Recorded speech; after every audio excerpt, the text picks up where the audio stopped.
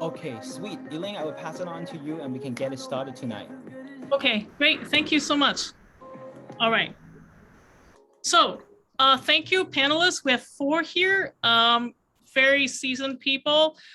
We have April from Amazon. She also worked at Disney before, and she's also a GA instructor. I'll just quickly introduce you guys, and you guys can go around to introduce more deeply about what you do, okay? And then we have Peter Last from McKinsey. He was from Toronto, and now he's in Vancouver. And we have Andrew from Clio. It's a legal tech startup, right? And then also George from the educator side, from General Assembly, many of you know. General Assembly is also expanding to Vancouver, right? the West Coast, right? So we have, we actually purposely invited, this like range of companies from tech startup, consultancy, multinational corporation to education, because in the last few months, our volunteering team has interviewed like 20, 30 senior practitioners, and we found something super interesting. We found a lot of companies are wanting to hire senior people when in the association, we hear a lot of junior designers say, oh, I can't find jobs. Like, how do I do this? How do I get in? Like, where do I find internships? So we feel that there's a gap right now in the market, and maybe General Assembly is addressing some of it. That's why we put up this topic. And we wanted to spin it in a positive way, okay? A more constructive way. So the design thinking, how might we create more opportunities for designers? It's just that the title was too long. Junior and aspiring like career changes, right, into design. So without further ado, maybe let's have the speakers like introduce yourself, your background, like how did you get into UX, and what are you currently doing? Okay. Anyone wants to start? April, go ahead. Oh, we can't hear you. Hi, April. You're here? Hello. Yes, Okay. can you hear me now? Yes. Yeah? Okay. The quote of the year for 2020 and 2021. Sorry. So I've been a UXer IA for quite a while. I started in '99, so there wasn't a degree, graduate degree or otherwise. Photoshop was Photoshop 1, no folders, and only 3 undos. So, got started that way. I have a degree in fine arts though, so that gave me, some sort of visual design help there, and kind of just navigated a brand new field for quite a bit. I worked for Napster, which tells you how old I am, and Disney, as well as Amazon now. Thank you. Peter? Sure. Hello, everyone. My name is Peter. I've been in design for about 10 years, always on the agency side. I sort of fell into it. I studied sort of a mix of everything. I started out in chemical engineering and then moved to environmental science and then studied a bunch of epistemology. And anyways, I was interested in a lot. My plan was to just stay in school forever and bankrupt the province with my student debt, and then fell into an internship, and then liked design and stuck with it. And so in my role at McKinsey, I do a lot more design strategy, but I also help organizations build design capabilities, design teams. So that's why I have an interest in this area. Great, thank you.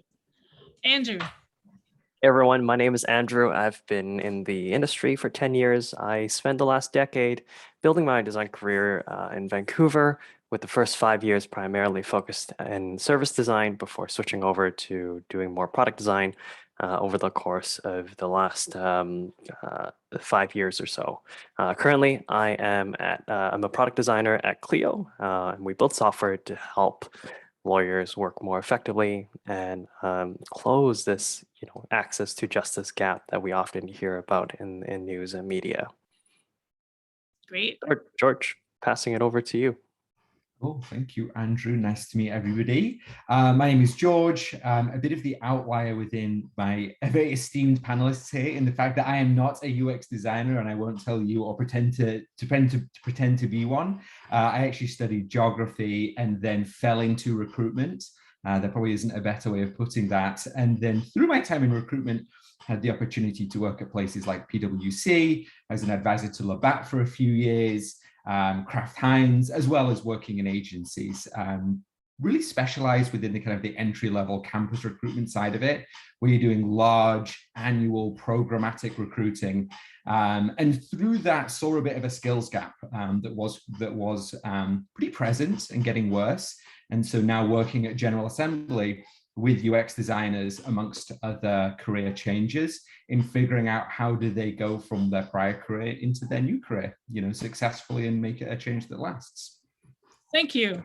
George, you're not the outlier because you're also involved in like bridging like people from career changing to UX, right? So, and I know April has trained some of your students and they got hired in Amazon as well, right? Yeah. Okay, great. So, so the first question is, like I mentioned previously, what is going on in the industry? There are tons of jobs. I mean, just in Canada, I've searched on LinkedIn, there are 8,000 some jobs, but mostly hiring senior people, okay? And then there are tons of people trying to get into the industry. I would say maybe 70% of the market are junior designers. So what's going on? What is your view?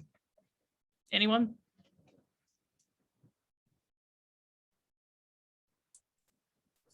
I mean, I can pick up from, I think, I think one is the fear of actually starting. It was the same for me, in early in my career, right? People wanted 3-5 years experience, and I just kept wondering, like, when am I going to be able to get that job?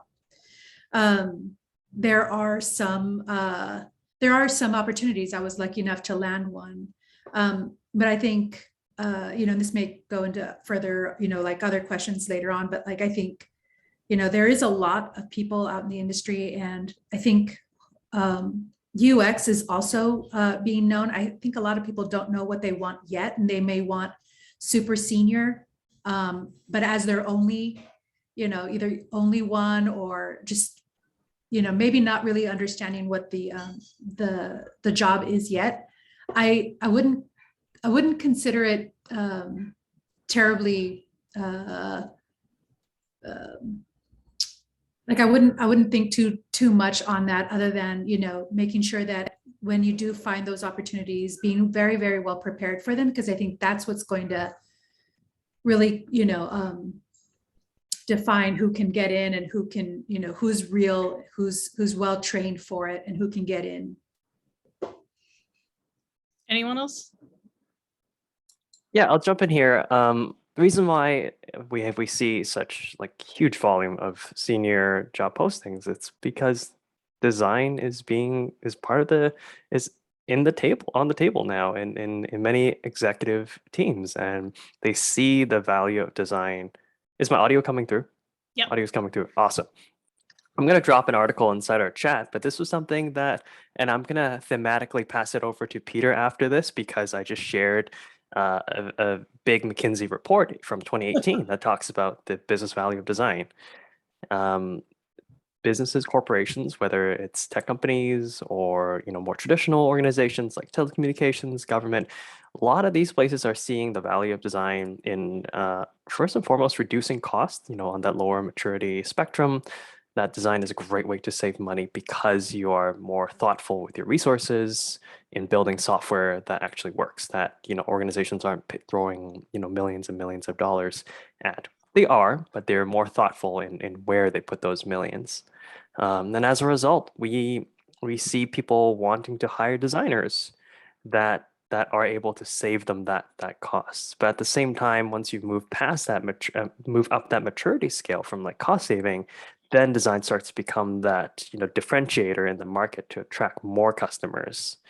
And then through that, and then we move up to the next level of design being, start design being as a competitive innovation advantage.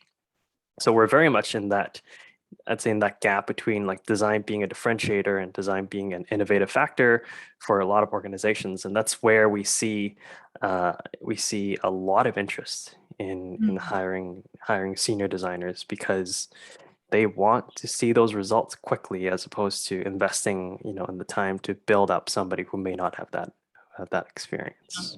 So I guess it's good news, because that means there's a huge demand for talent, right? Yes. Yeah. How about Peter? What are you seeing? Yeah, I mean, thanks for sharing that report. I'd say it's worth a read if you're interested. But I'd say like what I see a lot of are organizations, big organizations, insurance companies, banks, federal government, where they're trying to, as Andrew described, move up that value chain from design being a rudimentary function to design being a strategic function.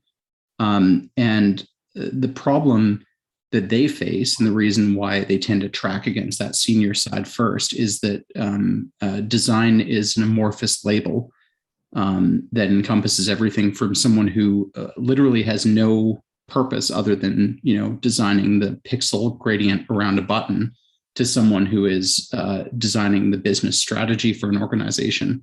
And so that variability means that if they don't know how to describe what they're looking for, and if they don't have people who are capable of leading the more junior design skill sets to provide that structure for their work to be value add, then they've got no way of knowing what they're going to get.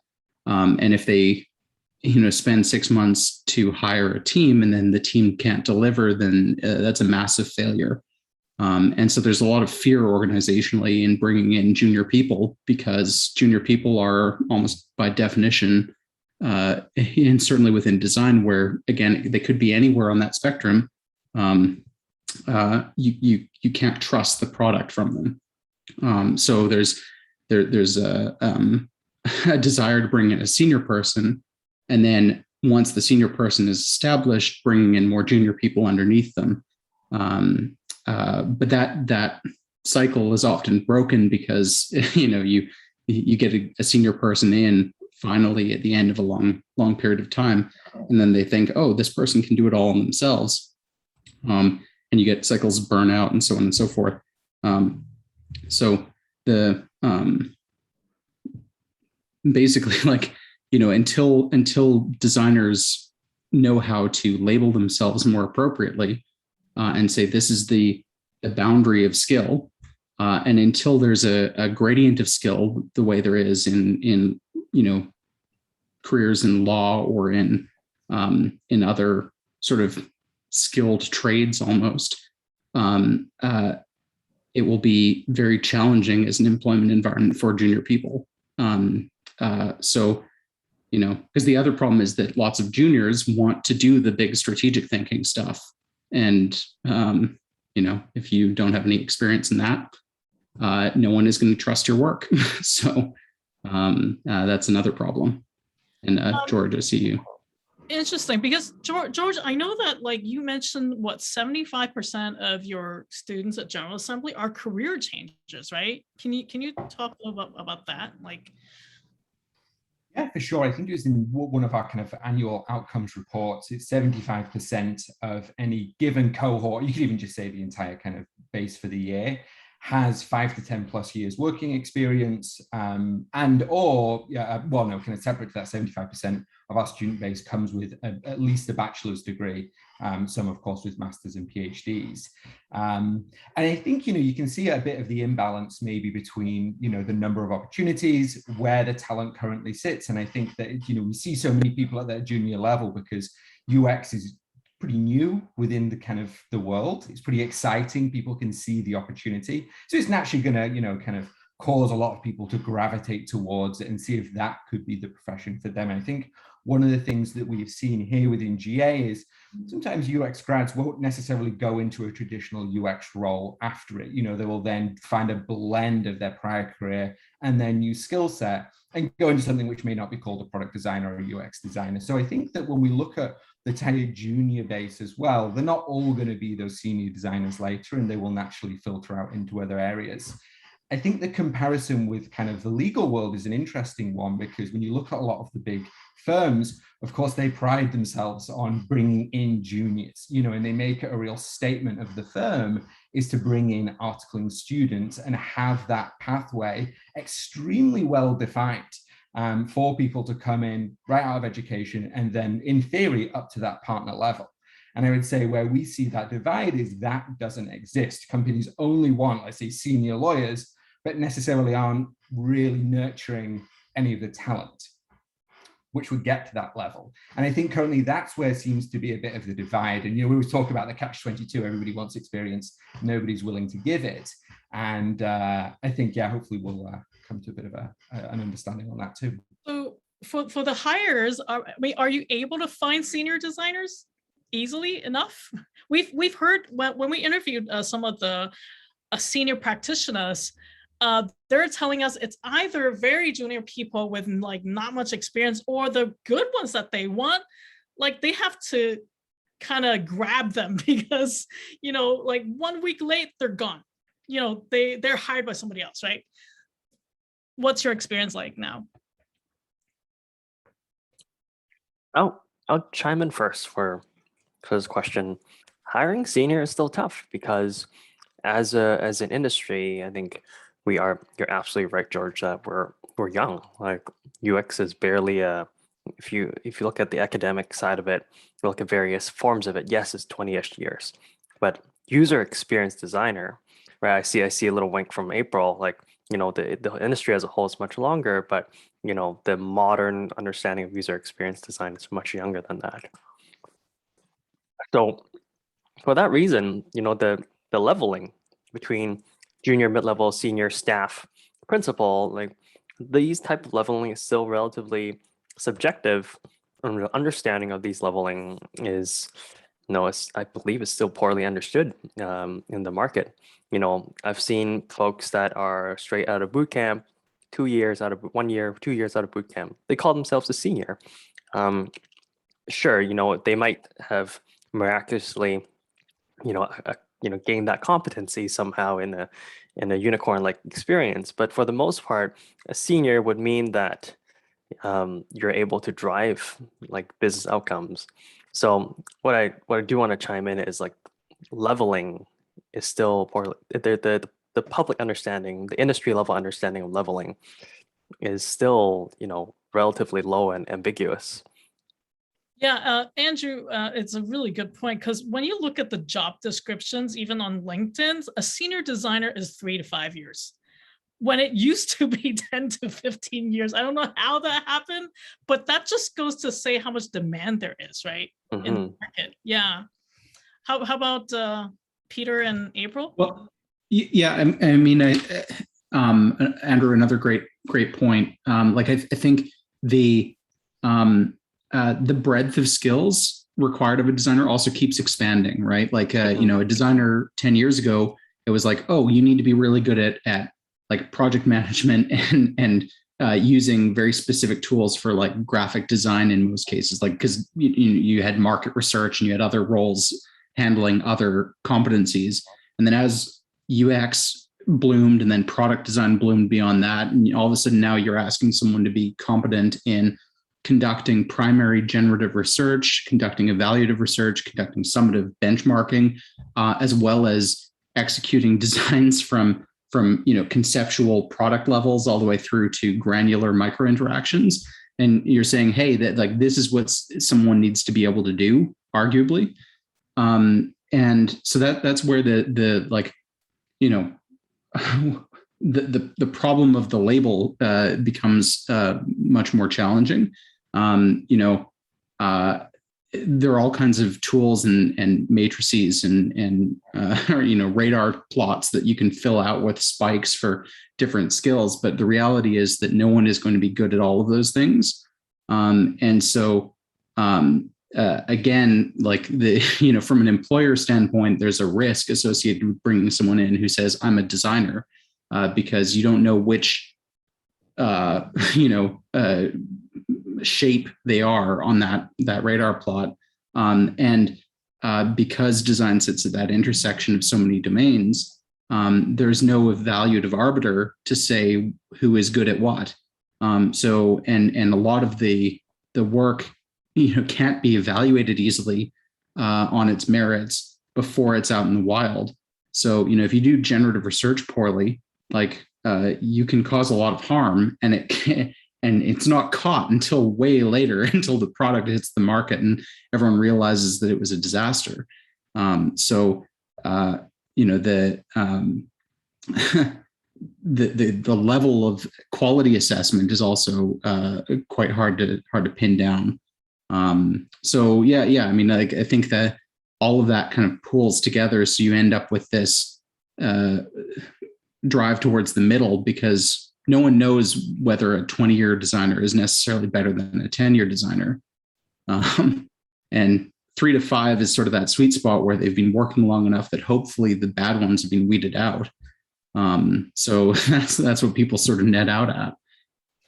Interesting. So what I'm hearing is the word UX is kind of ill-defined, because it could be anything to anyone, right? And we're not like the legal industry where like a barrister is a barrister and a solicitor is a solicitor. You can't make it up. But our industries kind of mix it up somehow. Like you can put whatever label you want. How about April? Like I would assume you guys won't have problem hiring, because you might have a line up at your door, right? No, if you're a senior and you're good, you're gold, Yeah. right? If you're good, and to be fair though, and to be very clear, if you're good, right? You can call yourself a senior. And if your presentation, if your, if your design challenge, if all of that isn't up to par, then you're going to not get that position. But if it is good and you have honed your skills and you're good at articulating your ideas and your design choices, then yeah, I think it's proof in the portfolio. So yes, of course, right now seniors, if you're good, you can, if you wait too long, they'll leave. But I know we have a lot of new people that are transitioning. And so, yes, I'm going to admit that there is a lot of weirdness in titles. And yes, you can technically be a senior at, after 3 years. But I will say though, I don't know that it's ever been figured out. When I started, I was a product designer, and people were like, no, it's interaction. And then everybody was changing their titles to interaction. And then no, UI. And then now there's this definitive between UX and UI. And my advice to you is read the job description. Even if it says senior, read the job description. If it doesn't have a lot of strategic planning and a lot of it just, I don't think, if we're still uncertain as talking heads, trying to identify what's in our, in our own thing, I'm pretty sure that someone who's in product is not going to be able to identify that for you. And in a lot of cases, we're a lot of, a team of 1, team of 3.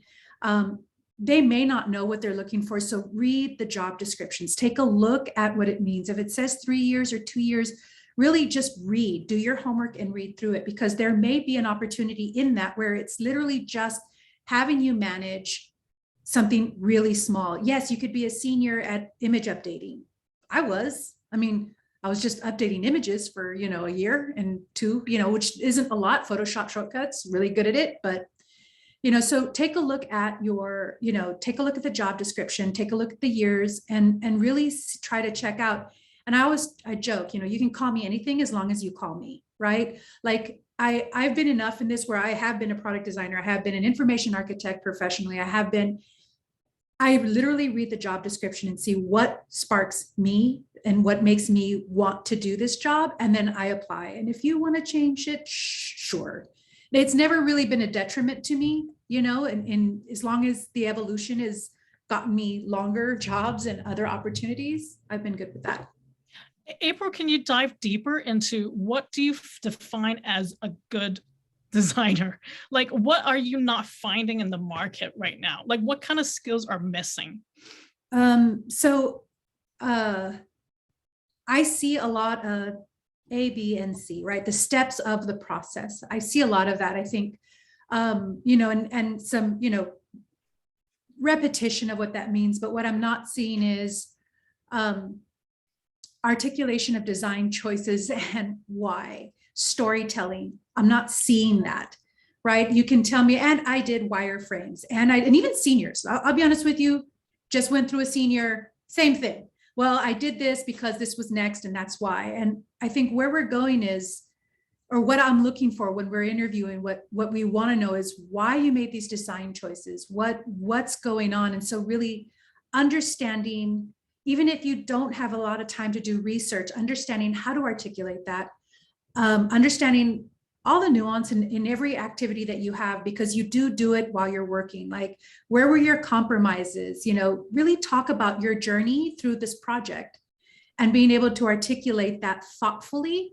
And then in quick questions, being able to articulate that, thoughtfully. I've had several interviews where I've gotten one-word answers, or from seniors as well. Let's be really clear, right? Like, maybe not great seniors, but one-word answers or rambling, so I would just say I think that's what we're missing. If you already have your baseline, we're missing that part. I think that's what separates it.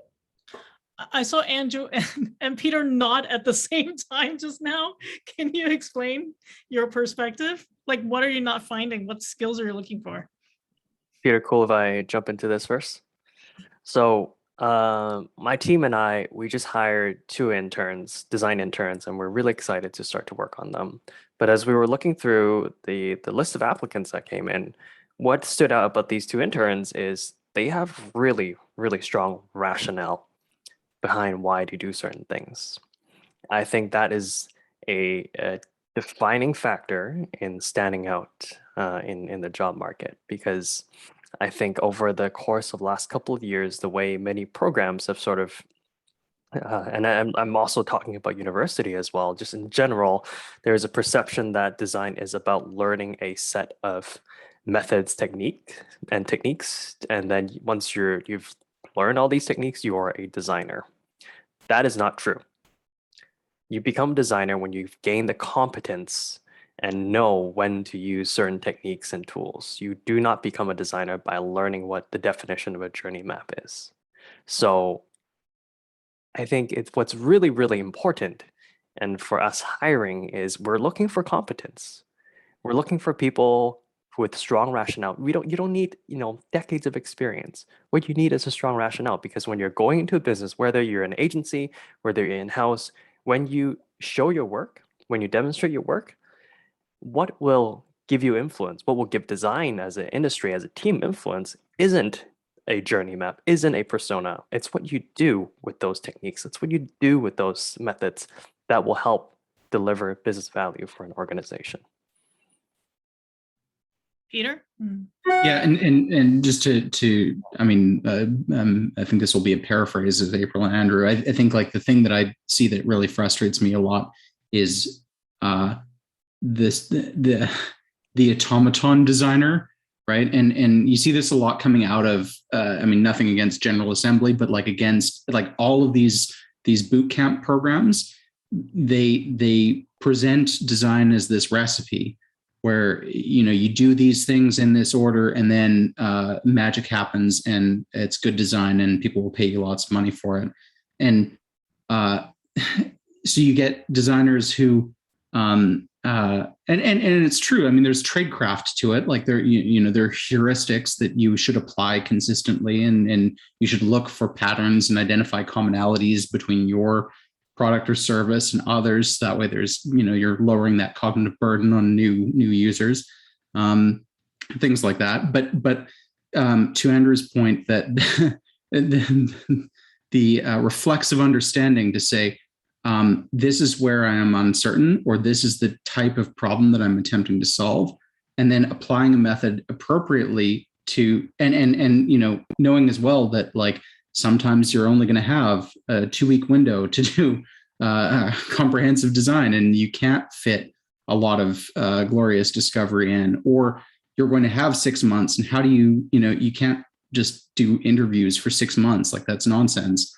Except in very certain cases, specific cases where maybe that is actually applicable. But you know, you can't apply a one-size-fits-all model to every design problem. And then the design judgment and justification for that judgment is also really important.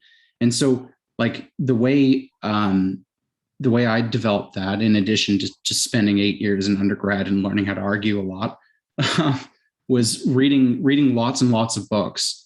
You know, there are lots of design books out there, and what happens if you start reading lots of them really broadly is that you start seeing inconsistencies in the approaches that they've layered on, and you start pressure testing. Hey, you know, why does design for care describe a process of research this way, whereas you know, the IDEO human-centered design toolkit describe tasks this way, and why does you know, this is service design doing lay it out in this way, right? Like, you know, by seeing a lot of those different methods and then asking yourself the question, experimenting a little bit, that's where you sort of get to, you know, terms with why you might do things in different circumstances. So yeah, It's, I don't know, the vacuous, like, oh, I'm just doing this because this is design is as I said in the chat, the bane of my existence.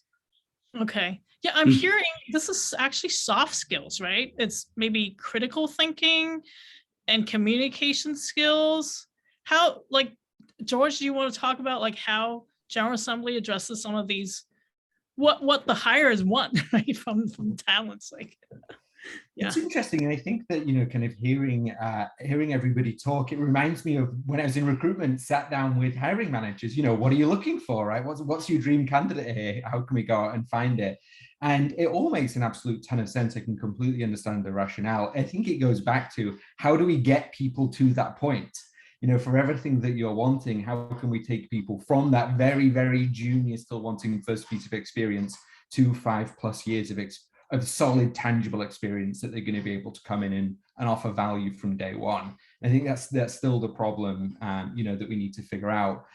Funnily enough, you know, on the point of soft skills, that's something we hear actually time and again. It's probably one of the biggest things, and one of the biggest attributes a career changer can bring is just the maturity that they've got from their prior experience, right? If you're a project engineer and you've worked in these multifaceted teams with different stakeholders, big budgets, strict timelines, all of that you're bringing with you. Maybe you're still, you know, slightly junior in your kind of design ability. You know, there was one instance where we were working with a hiring partner, and they had shared with us basically their working kind of Google Doc. And so it had all of the candidates listed. He put in columns the different technical skills, and then after that, the different soft skills, and then he was ranking the different candidates. And it wasn't just GA people. We could see kind of everybody that was going through the process. And interestingly, the ones that ultimately got hired weren't the strongest. They were the ones, the strongest technically, I should say. They were the ones which they could demonstrate these really solid soft skills. And I think that for him was enough to say, I can probably give them what they need to actually be successful and to actually be able to deliver value back. So it is something that we do hear quite a lot, and that kind of critical thinking, a lot of people don't have, and, you know, that can be something which can be harder to teach. So if somebody does have it, you know, how can we foster them in other ways? Yeah, interesting you mentioned about career changers, because when we talk to some senior designers, they're like, well, yes, they have the soft skills, but they can't execute design. So what do you think about that? Like, it's almost like you can get one end or not the other. Well, so look, I'd say that you know, this sort of critical thinking that we've been describing is not a soft skill for designers. That is design, right? Like, I have a bit of a parable from a private sector client that I worked with, where they had two designers, both sort of equally low tenure, right? You know, they were fresh out of one was fresh out of school, one was fresh out of a boot camp from another internal role. So they both had, about equivalent technical delivery skills, in terms of execution against, I can't recall if they were using Figma or Sketch, but whatever the tool was that they were using for actual pixel design. But one of them, didn't necessarily have like that reflexive mindset around process, but generally tried to like lay out, hey, this is what I think I should do, and this is why.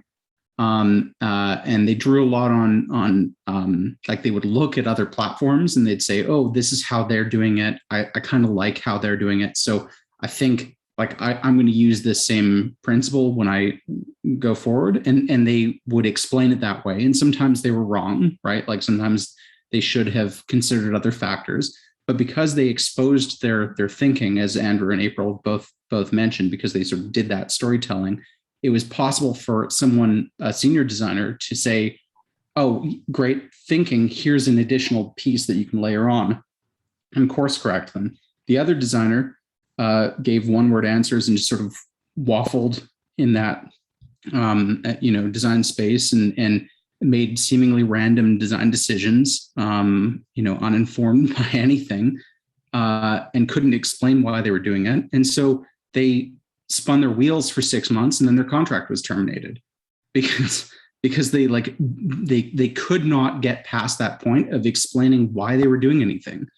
And that's not even critical thinking. That's like that's like the bare minimum of critical thinking, is being able to justify why you've put something where you have. So I don't know. I think this isn't necessarily a soft skill. This is the hard skill of design creation. I wanted to add, storytelling is one of the skill sets, right? Because you have to understand cognitively how your concept models are working with your mental models. You know what I mean? You have to understand how a journey works. So these are skills that are hard skills. But I mean, honestly, right now I was interviewing candidates, not myself interviewing, but I was interviewing candidates, and it was for a senior role. But if the person can be articulate, like strong enough and understand and explain, I am willing to coach them in that role. I am willing to go over their specs. I am willing to go over their documentation, because that's the stuff that you're going to hone throughout your years, right? I mean, we still do it. You're going to continue to hone it. It's going to get sharper and sharper. That's okay, right? As long as you understand what step that's in.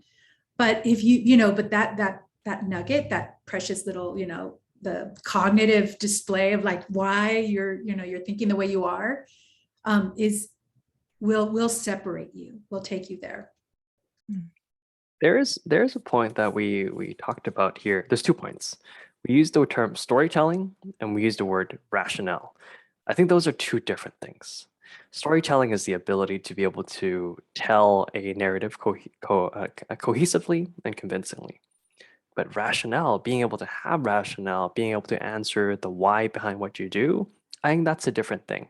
I think these 2 skills can come together to make you more effective, but it's really important to remember that you can spin a really good story, you can tell a really good story without having strong rationale.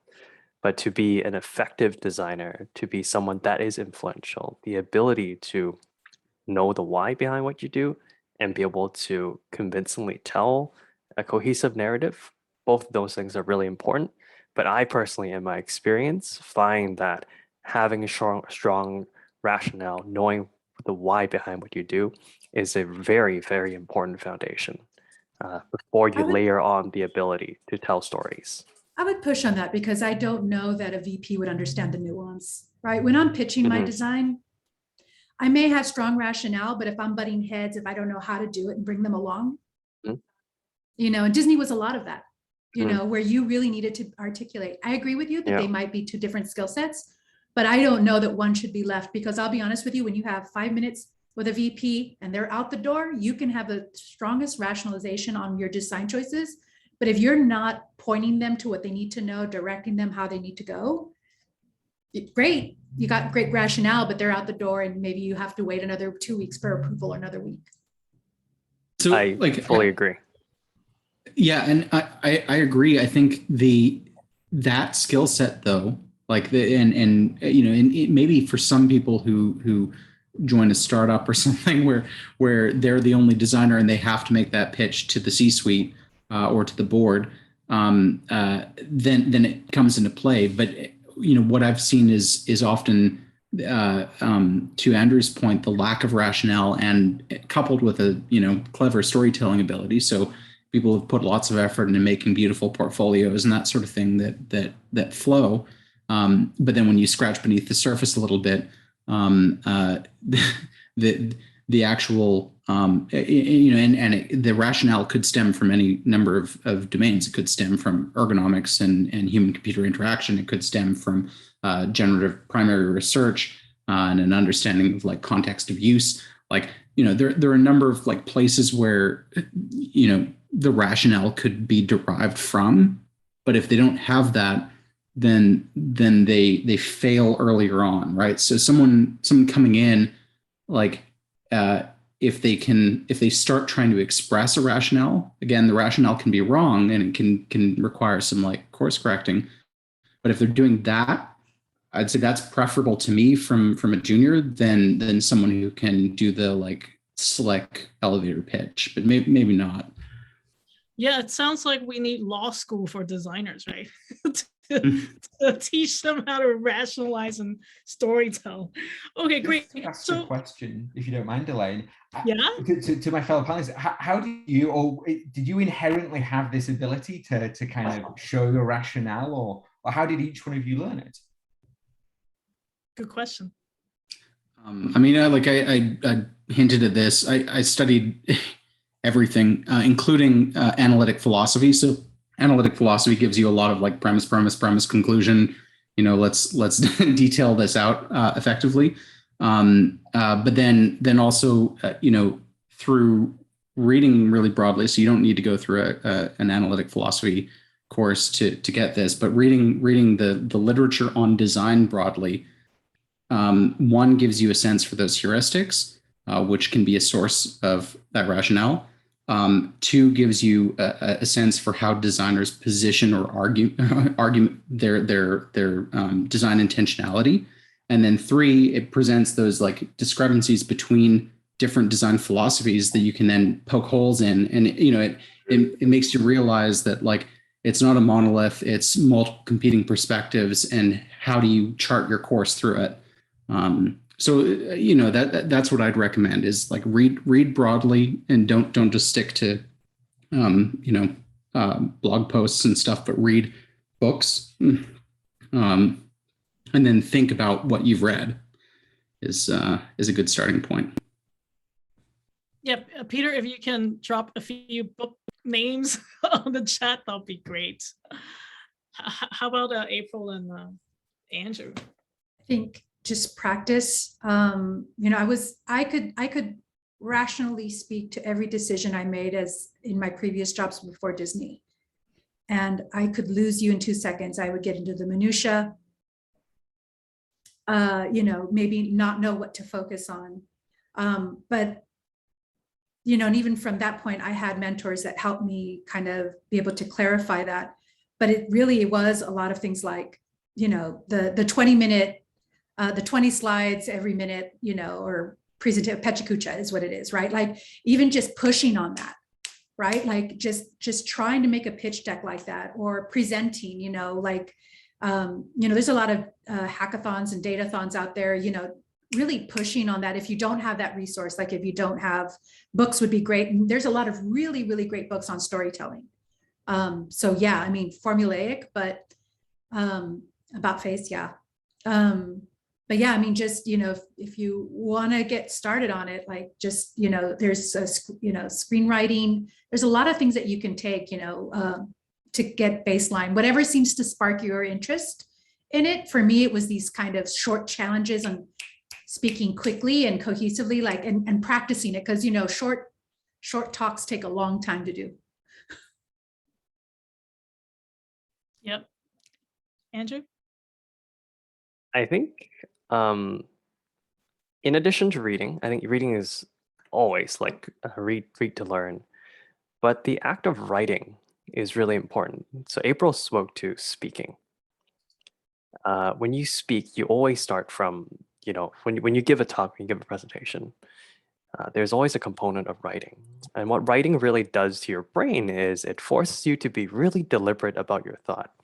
And as you write more, you examine more of how you think, and it exposes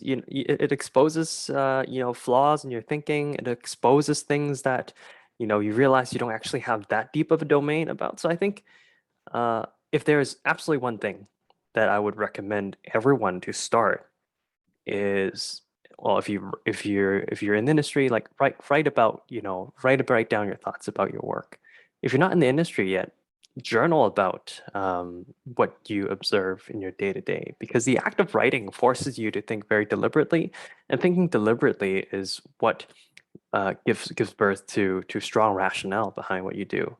So yeah, I'd say like read, but also write.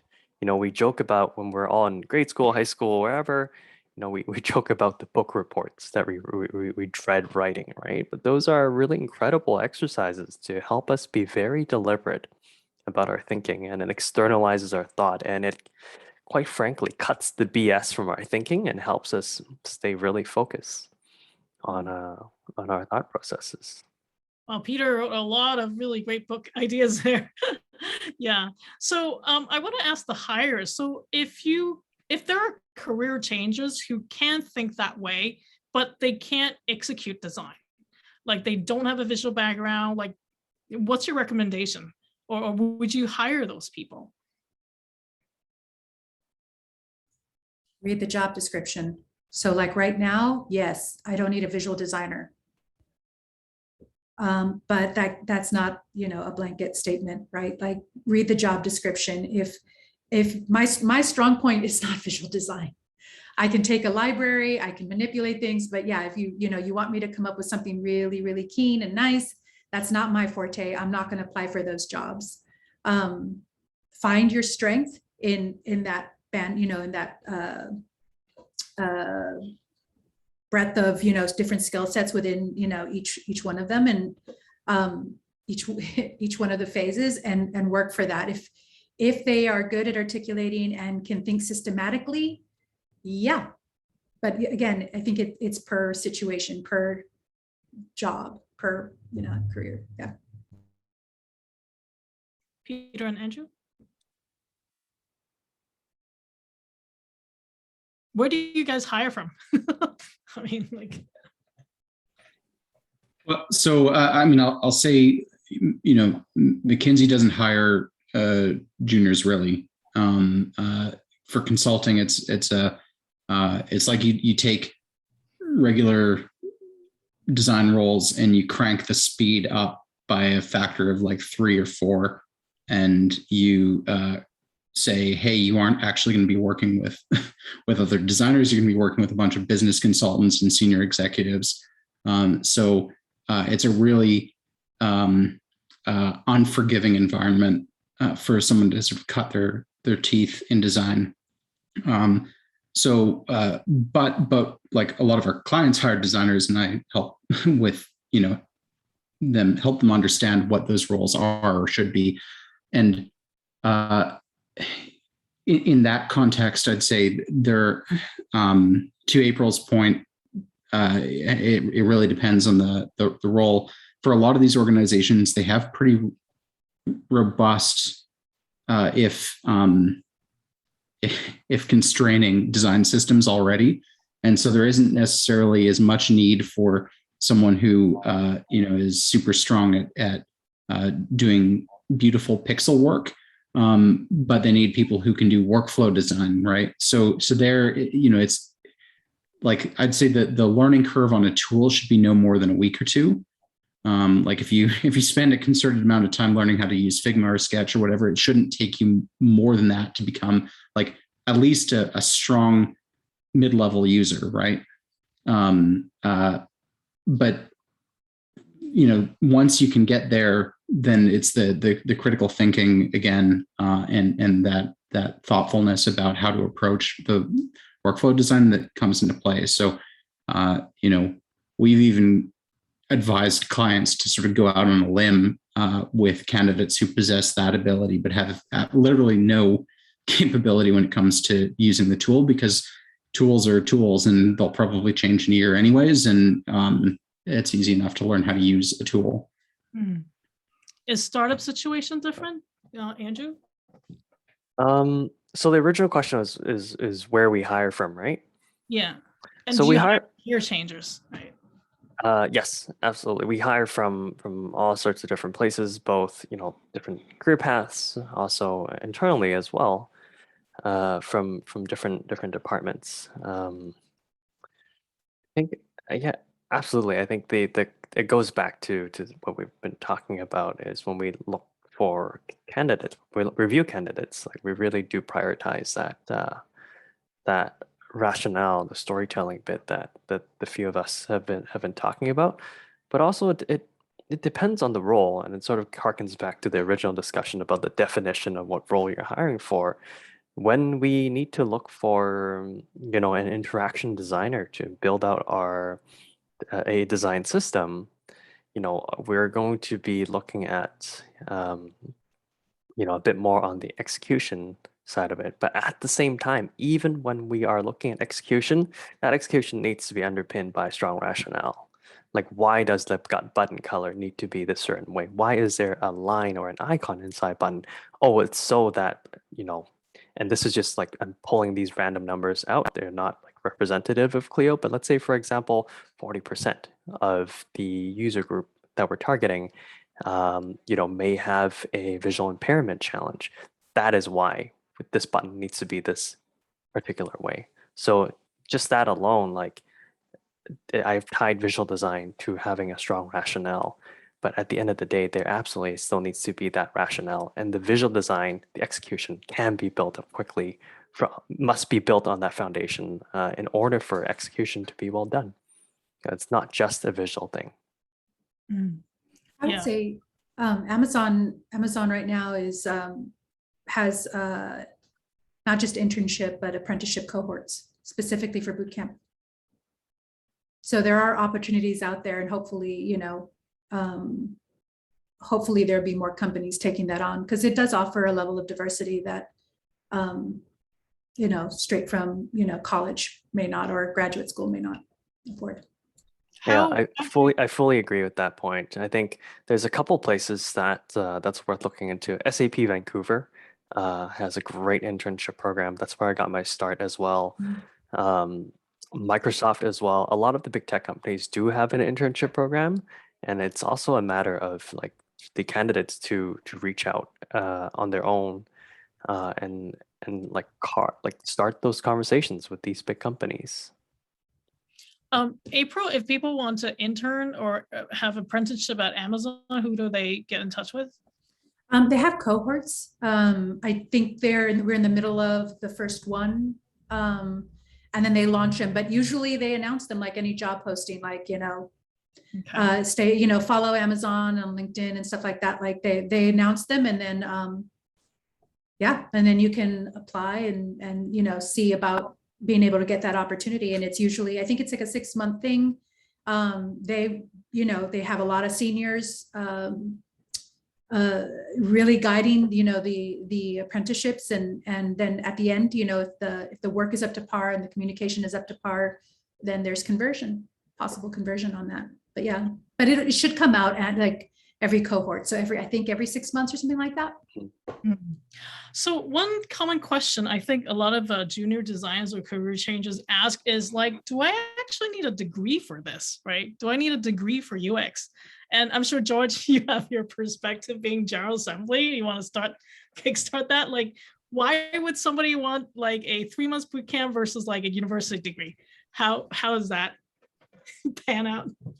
Well, yeah, I mean, it's going to go probably back into what UX role that they want at the end of it. Again, it's want to be really on the visual design side. They're probably not going to learn that in 3 months. I think that, the conversation around university degrees is an interesting one. And I think kind of the nature of education is going to change. As I mentioned at the beginning, I studied geography. I spent 3 years in England learning about mountains and glaciers and whatever else, and I literally used none of it. However, there is something to be said, whilst the ability to research and, create arguments and kind of, go through the motions to figure out if there's any accuracy in my hypothesis. Sure, I think there is value in that. And so I think people who do complete university degrees, will offer potentially, a different skill set than somebody that hasn't. That being said, what does that degree have to be? I think that can be really up for debate. And I think there can be fluidity in what they study and then how they utilize that. From what I understand as well, I don't have any numbers associated with it, but I think that, again, there are less people going to university now, right? What you hear is the younger generations looking at the amount of debt either their parents or their siblings have gained, thinking, do I really want that, or can I explore something more vocational? And I think that even if it's not boot camps, there are a number of different kind of industries which would go into much quicker education times, maybe apprenticeships that follow with the ability to ramp up. And you can sometimes look at UX, software engineering, as a bit like a skilled trade. And do you need to go to university for that, or is there a different means to get the skills and the experience? And then the only other thing I want to add into it, and specific to career changes, is it's not uncommon for people to have 2 or 3 different careers now. Career paths are very non-linear. And so there may be a thing within the industry which then has to change to adapt to the candidates that are being presented to it. And kind of look outside of the more traditional pathways. But yeah, we see the full gamut. And, one of the things which we can say from a GA perspective and like the career changes perspective, the one thing which kind of we can look for or we think about, what's the one thing which can try to determine success? Is it age? Is it background? Is it years of experience? But really it is perseverance. We've seen people from all walks of life literally go into the boot camp, study the material, and find success after it. That finding success, that's the question mark on time. We never know how long it's going to take. For everybody, it's different. But there are opportunities there for those that do persevere and really put the effort in, right? It's not to say it's not without hard work, because it certainly is. That's such a good point, George. I think perseverance, and I'll add on curiosity on that, because the drive to learn, the drive to grow, that like, as long as you persevere, as long as you keep learning, like, you're going to find your way into the industry one way or another. Okay, so other speakers, like, do you need a degree or not getting into UX? No, but I mean, oh my goodness, Andrew and George. Yeah, I like, it can get sketchy, right? Because, it can make it, there are companies that can make it sound easy to make a lot of money, but there's no easy path, right? And they're confronted with that when they arrive. So you have to have a passion, you have to have a love of curiosity, and you have to dive in. I mean, I don't know that you need a degree for that, but if you take a boot camp, like, the best thing I was ever told by a mentor was, finding a full-time job is a full-time job. So, if you're trying to look for something and you sit at your computer for 8 hours trying to do that, that means when you think you've just had enough with your portfolio, when you think you've just had enough with your resume, that means find more, right? Because it is a full-time job. And so you have to really push on that. When you're in these boot camps, you have to really find that passion for it and that drive. Because, if you're taking it just to kind of get a certificate and lean back, it isn't going to be an easy path. Because if anybody knows this, it's not an easy path, right? It's a hustler's game. You gotta know how to hustle.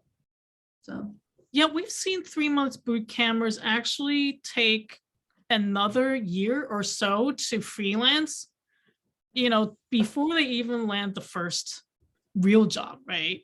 Is that the case, George? Or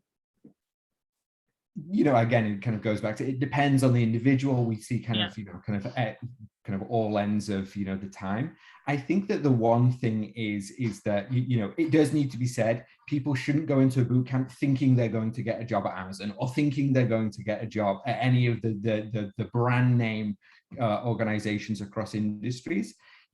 start low, target startups. We say for a lot of designers, when you finish, don't expect to get paid anything, volunteer your skills, because who's going to pay you? You've literally got zero client experience, zero anything outside of the realms of the school.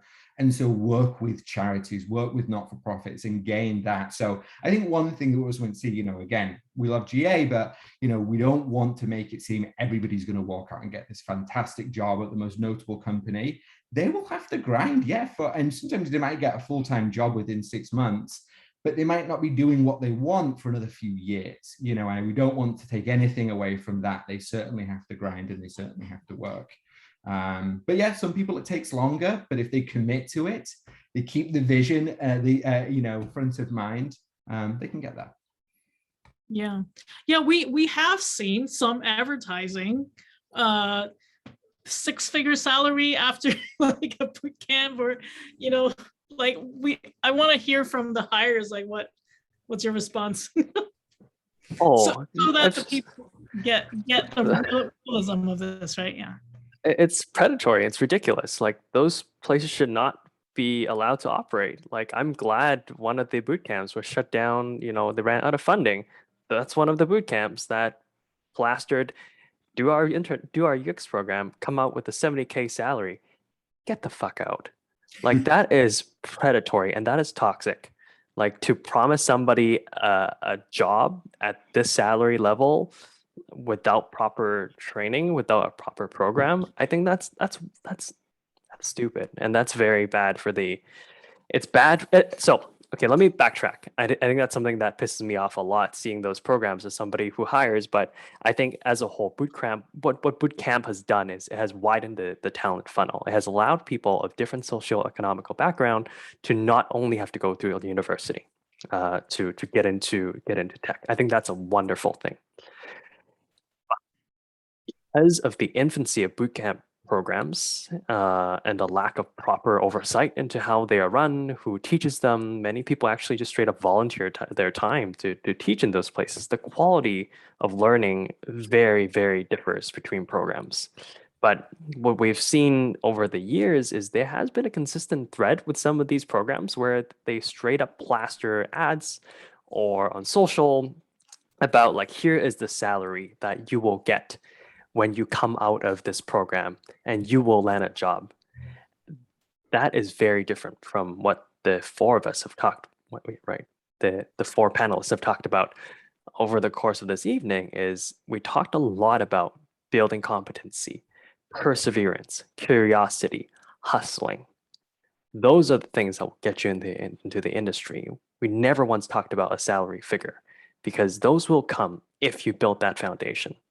And to dangle that salary number in front of people that are interested in the industry is a very toxic thing, because you're not going to get people that will choose to pursue that, the right and slightly slower path of building competency, of persevering, of fostering that curiosity. That's my hot take. Just to add to that, boot camps are not alone in that egregious behavior. I think you've seen over the last, I'd say maybe 5-6 years, the number of universities that offer these 2-year Masters of Interaction Design programs or whatever, which are usually like the poor second fiddle to the proper taxonomy librarianship course. I've seen some truly abysmal designers coming out of those programs, and they think that because they've got a master's degree, they think, oh, hey, I should be, on track to be a senior designer. There are good programs, like I think like Emily Carr has some interesting ones. OCAD has some interesting ones. Copenhagen Institute of Interaction Design has some interesting ones where like they won't give you the technical skill, like they won't give you the how to pixel push, but they're going to give you that critical thinking lens. But then, yeah, I mean, Andrew, I agree very much that like the bootcamp craze has cracked open the door a bit further. I think I have benefited absurdly from just being a white guy. Like, I've stumbled into an internship. I stumbled into my next job. Like, I don't think I deserve where I'm at. I think certainly it has been a systemically unfair domain to get into. Like, if you look at the pool of interaction designers, UX designers, we are primarily white, primarily male. And for people who are supposed to be, empathetic and engaging with a broad cross section of society, that's a problem. There are some nonprofit organizations that do mentorship, career pairing, and sort of boot camp style education for people who come from more marginalized backgrounds. So I know there was one, the Bridge Academy in Toronto, that was running for a while. That was pretty epic. For if anyone is a senior person in the audience, getting involved with those sorts of organizations to help out is extremely helpful, right? Extremely impactful for the health of the industry overall.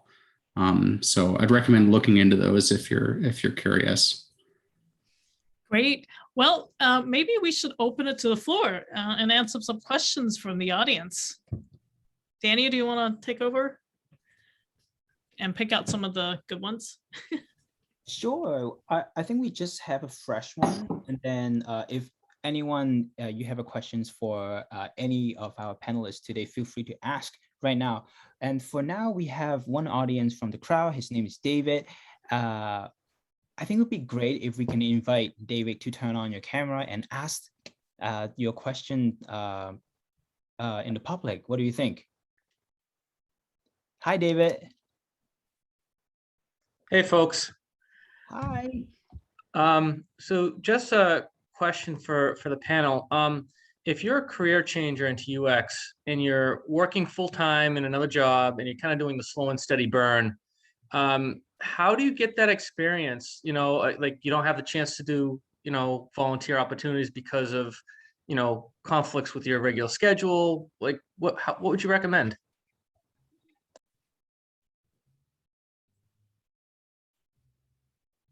I mean, it's kind of difficult to switch careers if the time isn't allowed for it. So, not just pro bono work, but helping, volunteering or getting that kind of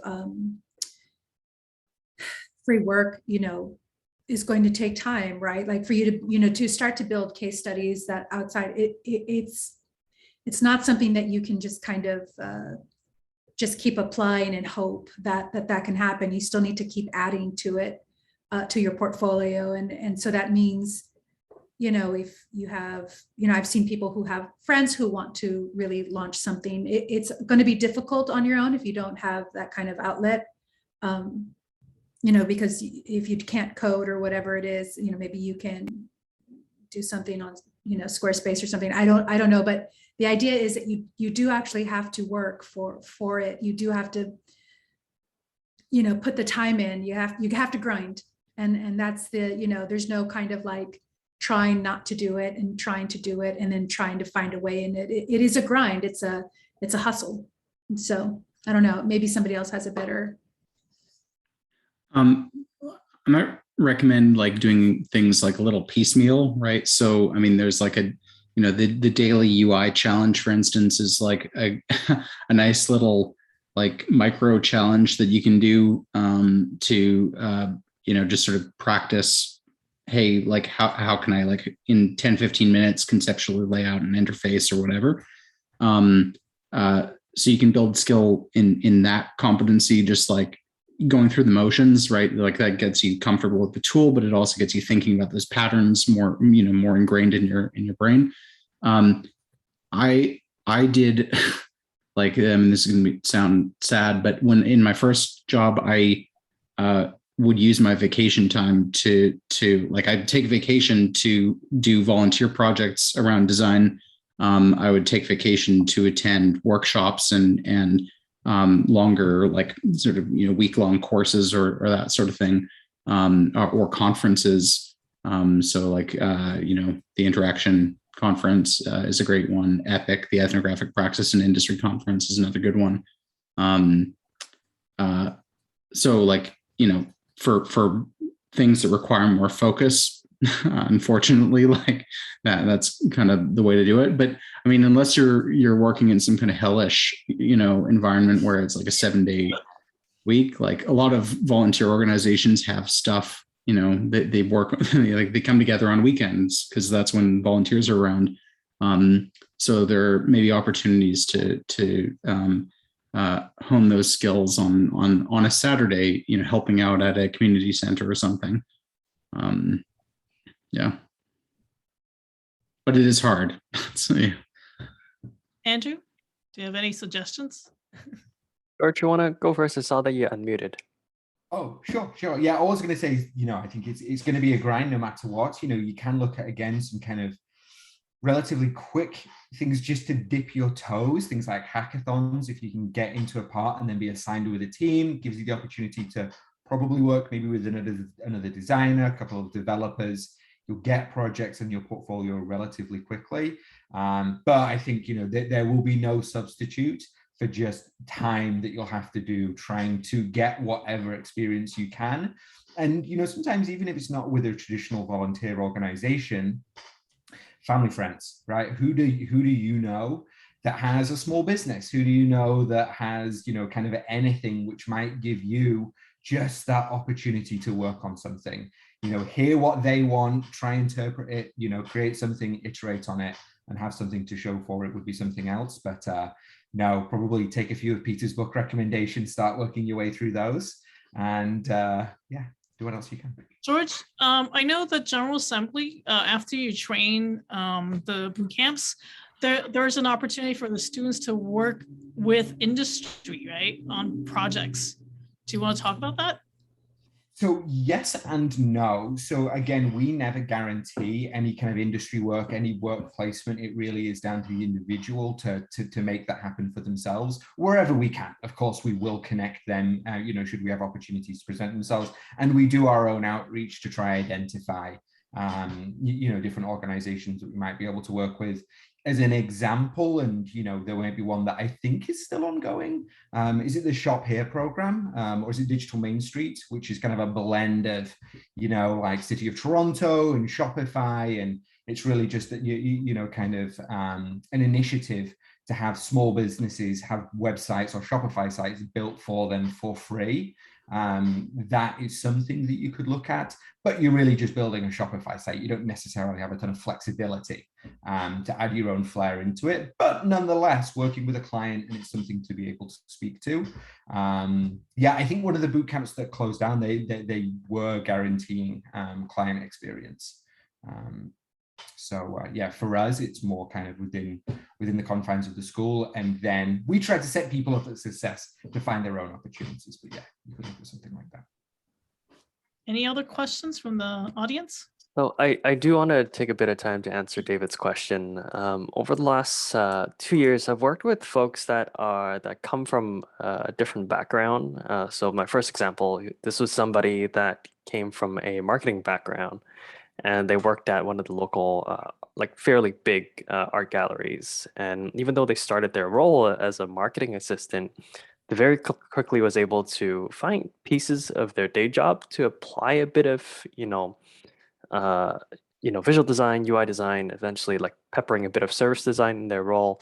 And now they are one of the service design advisors at ICBC, one of our insurance, or actually no, the only insurance company here in BC, car insurance company in BC.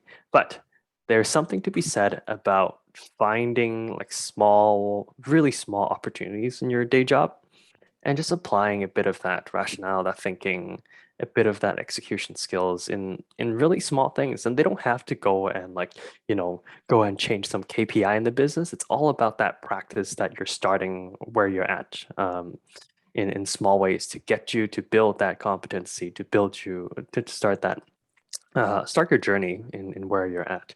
I think there's this hurdle that many people think about in terms of like, oh, I need to go land that first freelance gig. Oh, I need to wait for that first project to land.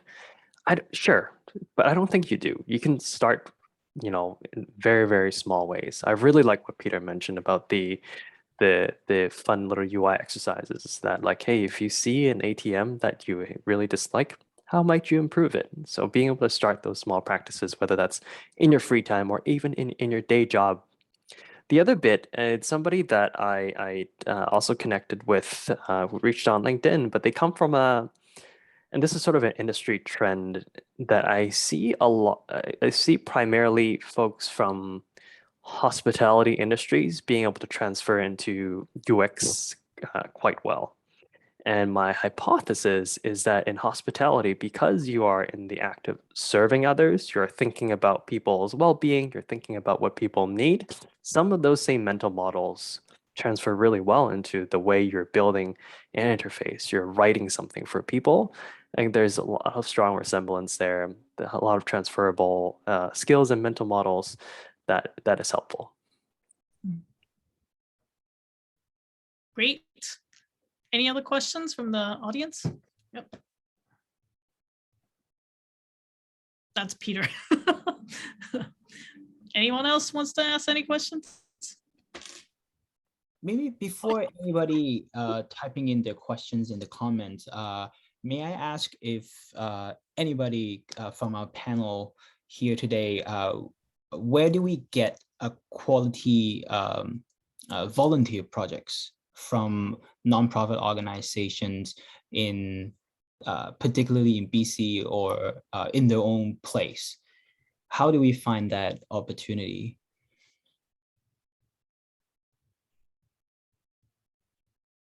I can lob in a few ideas. So like, I mean, find a cause that you're passionate about, right? Like that's the start. There's probably an organization around. Start doing volunteering for them in some other random capacity, because most likely they don't know that they could use a design skill set necessarily. Sometimes they may. Like when I was starting, I volunteered for this environmental organization that was trying to do like a low carbon future for the city that I was living in. And they were looking specifically for a graphic designer. So, I volunteered. I was like, yeah, I can sort of do this ish. I'd love to help out. But you can, once you are a volunteer, once you're within that organization, it's very easy to sort of blend. Another thing to piggyback on George's point about hackathons, some organizations like IXDA Toronto, for instance, we ran a design jam where we brought in a bunch of organizations that helped immigrants and refugees in Toronto, get acclimatized to the city, and designers could work with them. And I know that's a pattern that's been run in a number of other places. So there may be an organization here that's running like that sort of thing for those for designers to connect with those types of groups and do some initial design thinking for them. And then the like community centers and things will often have lots of like small groups. There may also be a civic tech group in Vancouver. I don't know. There's definitely civic tech in Toronto. And they have projects that require design in numerous ways, but they're also, public benefit projects. Yeah. Sounds good. Sorry, that was a laundry list. Question. Do we? Let's see. Andrew. Not this Andrew, another Andrew. Andrew, hey, Andrew, would you like to ask the question yourself to the panel here? It would be nice to see your face. Hello. Hello. Hi there.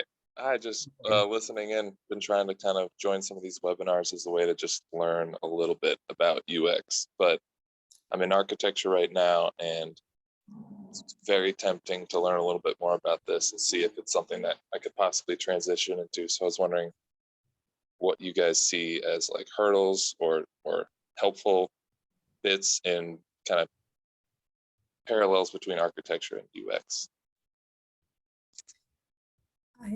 I know three senior UXers that came from architecture. There's a lot of parallels between that and UX. I mean, and from talking to them, you know, there's a lot of constraints, you know, and assumptions that are made when you start a job. There's a lot of, you know, there's a minute attention to detail that's going to be super helpful for you, right? Like, because, you know, if you're an architect and you miss one thing, you know, there's all the, you know, the edge cases and looking at something in its entirety, not just the front door, you know, and the walkway, right? Like in its entirety. And I've known at least 3 seniors that have had that career path and have made that transition over successfully because of those skill sets. So that's my experience. My first design manager was also had an architecture background. Now I'll highlight 4 things that makes architecture is really like original user experience from many years ago. But I'll highlight 4 things that I think architecture or an architecture background that really translate well to UX. First one is context. As an architect, you deal with the site that you're working with. You're dealing with the cultural context that you're dealing with. Same as a piece of software. You need to understand the people that will be using it, the business that are using it. Next is constraint. I think April touched on this a little bit, in that when you're building something, you can't go wild on the materials and not care about engineering. I mean, unless you are Bjarke Ingels Group, which has a lot of money, but you know, they've had structural challenges with some of their buildings, like the Vancouver House. But what I'm trying to say is there are constraints with architecture, and likewise in user experience. Not every product, not every app is going to have an unlimited Facebook size budget. So you need to be really smart with your money, with your scoping, what problems you're trying to solve. And of course, I hinted at client there. So dealing with, you know, what the client needs, managing their expectation, that exists heavily in the agency world. And then last point that I just jotted down is the idea of using models to show fidelity, to prototype. In architecture, you use scale models to show the form of the building before you start to tackle things like structural integrity, things like that. It's the exact same thing in user experience. The way we build product, it's the same model of starting out with a model, trying to see if this, you know, this flow will work with the users. Where is it going to crumble in engineering constraint? So a lot of those things in architecture is directly transferable at the mental model level to UX. So Andrew, I think you're, keep looking into UX. I think you actually have a bit of a head start. Yeah, there are actually a number of traditional design talents, like from industrial design, interior design, graphic design, visual design, architects, like coming into our field. So I would say these are actually the more ready, because there are a lot more transferable skills than those who not. Yeah. Any more questions? Thanks.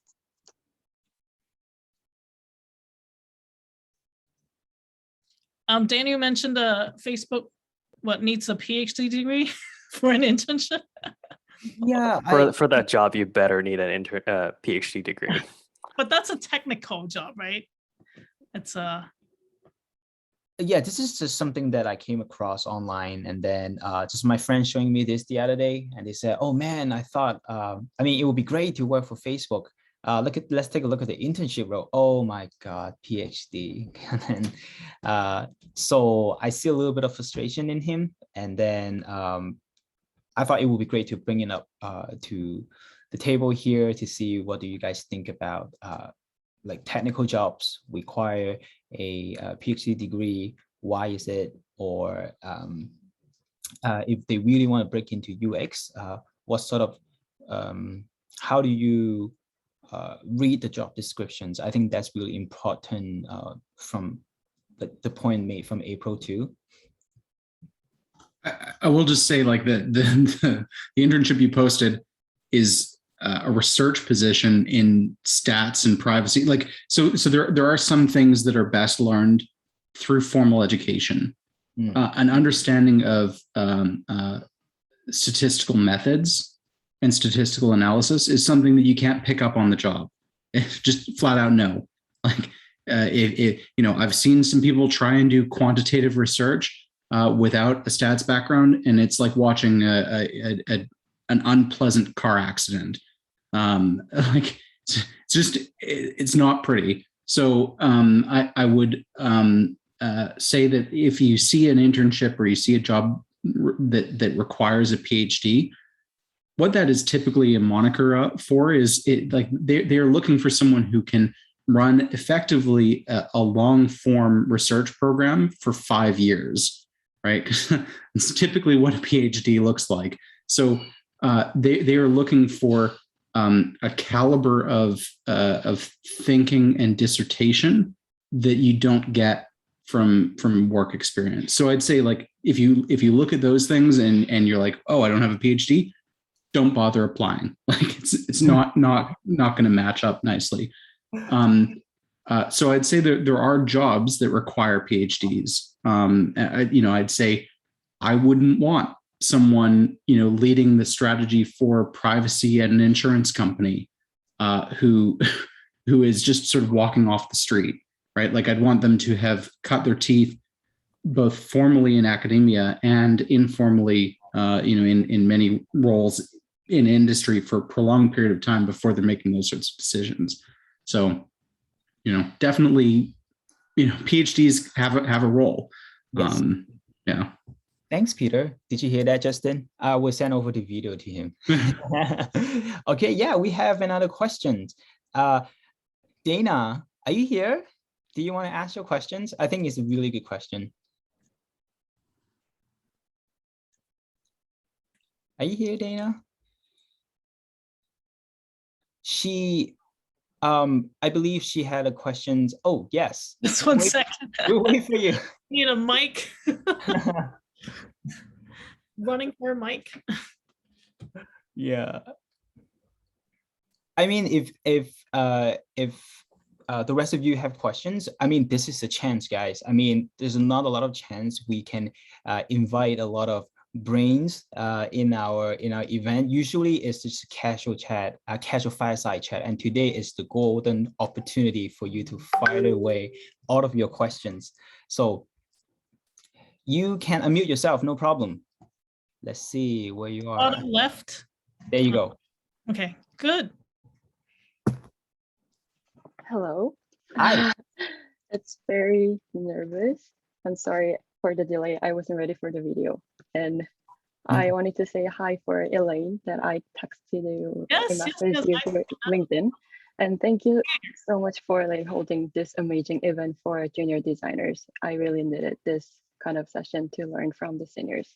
So my question was, as a junior designer, I've been working as a small startups, and I worked as a UX designer, graphic designer, 8 different positions, but they didn't release their product, or they didn't go well in the industry, so they disappeared somehow.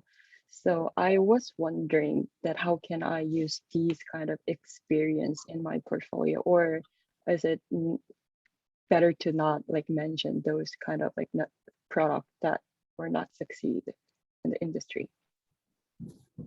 And also I did some internship, UX research internship in a few large companies, and we dealt with future technologies, ideation for the future technologies, and which will be possibly released in 10 years or 5 years.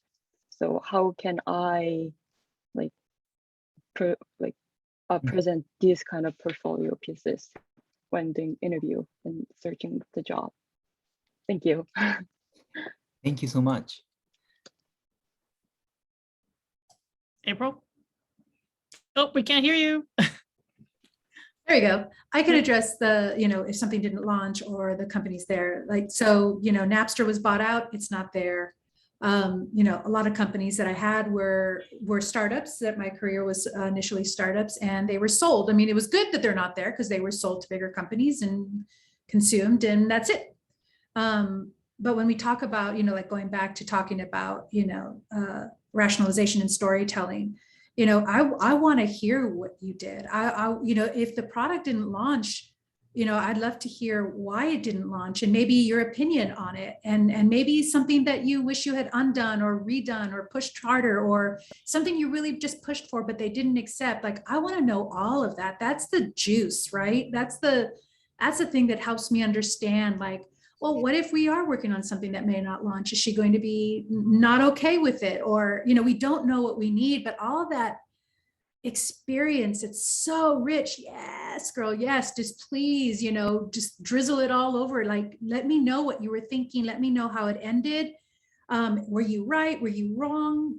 All of that stuff. So I would say absolutely. And it's okay. Like, you know, I mean, I think, you know, if all goes well in your career, the thing about startups is they get sold and maybe hopefully you get some equity and then you move forward, right? But yeah, not all companies are going to be there. There's so many that were really, really big that aren't there. Yeah, I mean, I'll let someone else speak to the other side of the question, but I would say, yeah, that's all good stuff.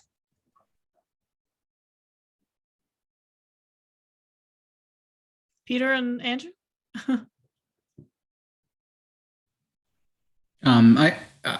One of the best portfolios I ever saw was like 3 case studies in failures. And, you know, and one of the case studies was an explicit design failure. One of the case studies was like a product market fit failure. And one of the failures was like an organizational failure. And the clever thing that they did is they sort of walked through each, was like, you know, with the design failure, they showed what they had learned, and like how they realized, hey, like this was fundamentally a bad design for an otherwise potentially good product. In the second, they showed how, like, you know, design needs to play more of an influencing role, and how, like, you know, had they been involved earlier at the table and had they been able to bring the right research methods to the table, they could have, you know, targeted that product more effectively. And then the third, they showed how organizational inertia and working across silos was important. So like they had sort of like learning lessons coming out of each one of those things. So, you know, it was a portfolio entirely composed of failures, of things that didn't exist, things that would never exist, things that shouldn't exist. And it worked. They were great. So don't be disheartened by you know, a project or a company that goes under, because there's always a learning opportunity. Sorry, April, go ahead. No, I lost my train of thought. April, you got to go ahead now. I was so sorry. I was gonna say, to the last part of your question, I think make sure that, you know, be respectful. Make sure that if you have an NDA on any future projects, that you're respectful for it. If you can't show all of it, you can always remove identifying features or anything that you may seem proprietary. You could still showcase your thinking around it. And always put a password protect. Never send out a PDF for that information. They should understand that you can do a presentation on it. And anybody who's worth their salt, any company who respects that, understands and would be happy to have you. If the company is upset and doesn't understand, then those people don't deserve you, if that makes sense, right? Because proprietary information is, you know, if they're working on something, they're going to know that that's how you're going to treat their information, and that's respectful. So just, you know, you can change things, you can remove logos, you can, if there's something really specific, you can talk around it, but you can talk about how you dealt with it. Okay. I don't know if Andrew, if your memory was jogged. I'm so sorry. No, all good. That was a really, really good point, April. The other thing that I would just add to what April mentioned is, as many of you do your freelance work, whether that's with client, on your own, just make sure on your own time, document what you've done so that, right? Document what you've done so you can put it on your portfolio. There are times when I'm sure Peter and April happened to do you over the course of your career that you forget to document a project. And it may have been a weaker project, but in the rare times where it's like a really good project and you don't document it, it's 100% on you to miss that out. So for everyone in this room, document your work. The other thing that I want to harken back to is a bit that I mentioned at the beginning of our 2-hour together today is one of the power of design for a business is to help them save money, is to help them allocate resources more appropriately. So even if your project didn't launch, if you, through your involvement in the project, cause the project to not launch because it's going to have a bad outcome, that to me is a very successful thing. If you wireframed out a site that is way too big and way too massive, and the stakeholders said, no, we're going to go ahead with it, but what you've done showed that the scope is way too much and the project got canceled, it is on your success. It is your success that you saved the company that budget. So that's a different way of thinking about design, in that it's not just always about shipping things. It is sometimes about doing the design work to show how big actually something is, and then actually have the project cancel, and it's not a bad thing. Okay, we have a question about age. Leonardo? Great. That's a great question. One of the best service designers we have that's working across Canada today, she transitioned fairly late into her tenure. I'm not going to reveal age, but she came from a sales background, and she consults with our different provincial government, different federal governments, different provincial governments groups across Canada right now. So no, age is absolutely not a barrier. I'm just going to repeat something that Andrew had said, curiosity. Mm-hmm. You need that. It doesn't matter. Like if you're older and then you're just like, well, I'm too, or I don't know if I want, then maybe it's not for you. But if you're curious and you're adventurous and you want to, yeah, that's not going to stop you. One thing I wanted to mention specifically on this, there are a few kind of often just very hard things to get over when it comes to some of the things that you mentioned. Typically co-ops are specifically aligned with university programs. So, again, we'll use Waterloo University as an example. Like that is a big co-op university, and companies specifically recruit co-ops from there. So we say like, you're not really going to get into that because you kind of just have to be there. And then with some internships and junior positions that can be funded through government grants, which often are allocated for 18 to 30-year-olds. So I'm not saying this to put you off, not at all. Absolutely, the key here is perseverance. Just note that the types of opportunities you may target may just not necessarily kind of work with you because of some of those factors. Again, particularly if you're a startup, you're going to take as much funding as you can. And thankfully, the government does have some good incentives in place.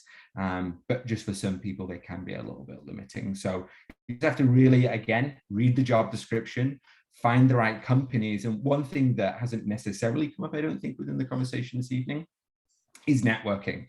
We cannot really discount how valuable it is to just speak to people in the industry. As many people as you can, learn from them, learn what they did, learn their mistakes, learn their opportunities, who can they introduce you to?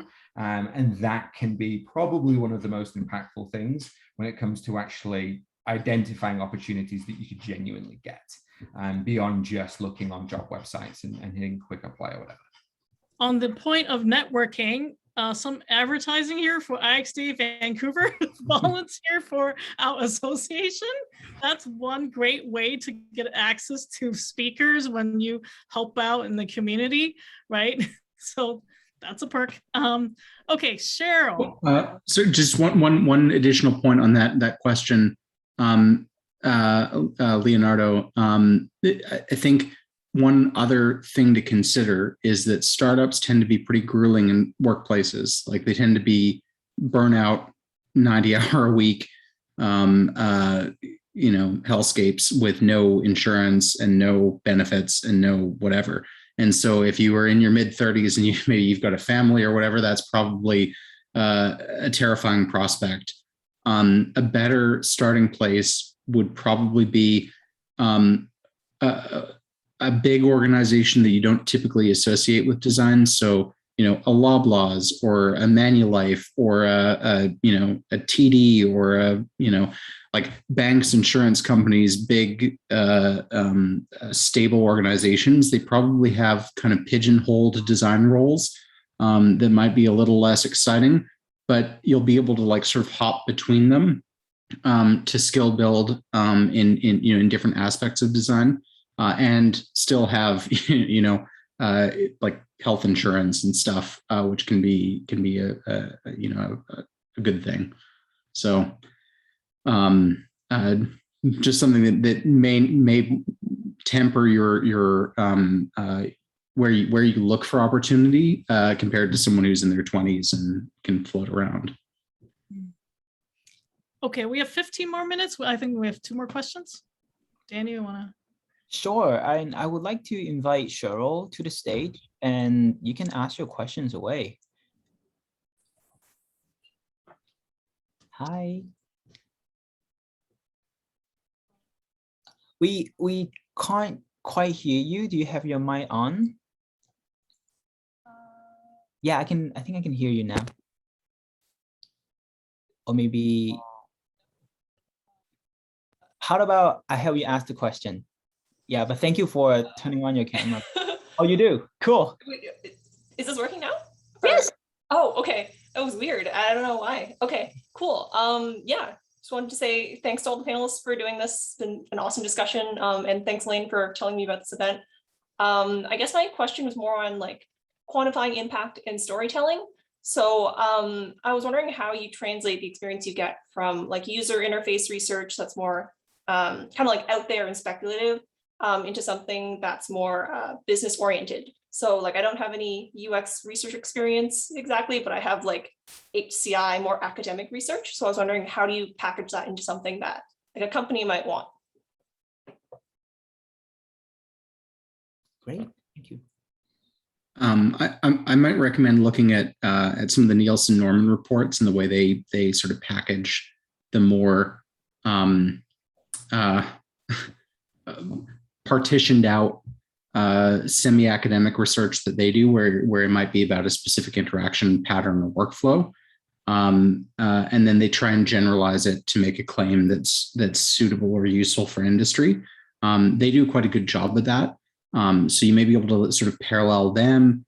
There's a Journal of Usability Studies as well, and that tends to have a hybrid of both more academic research and kind of the praxis research, where it's being conducted by people working in industry, and so you can look at the deltas between those two to see how they're framing things, what types of metrics they call attention to.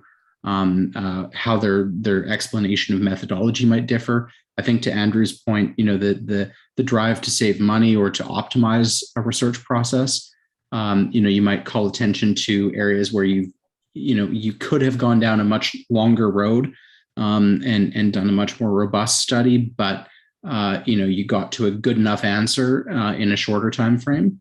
That type of attention to efficiencies or that sort of thing may also, stand you in good stead.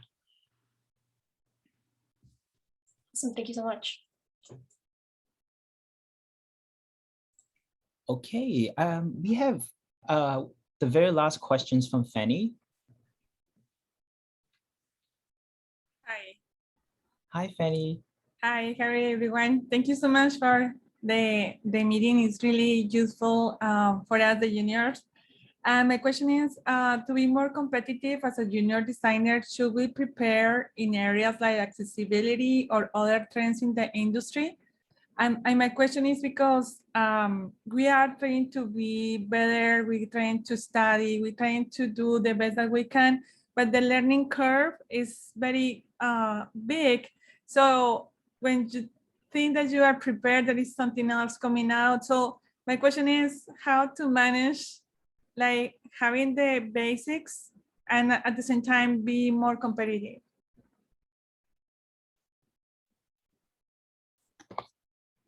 Thank you. Is it good to specialize in something? I think it's good to know the things that can make an impact on the work. So there's like concentric circles around it. Accessibility is one of those things that will impact either your visual design or your UX, right? Like it's going to impact it. So starting to dive into something that will inevitably, like I'll ask a question and I'm going to want to know. And if you can speak to that, to accessibility, or if you can speak to the question that I'm answering and that includes accessibility, then that's good.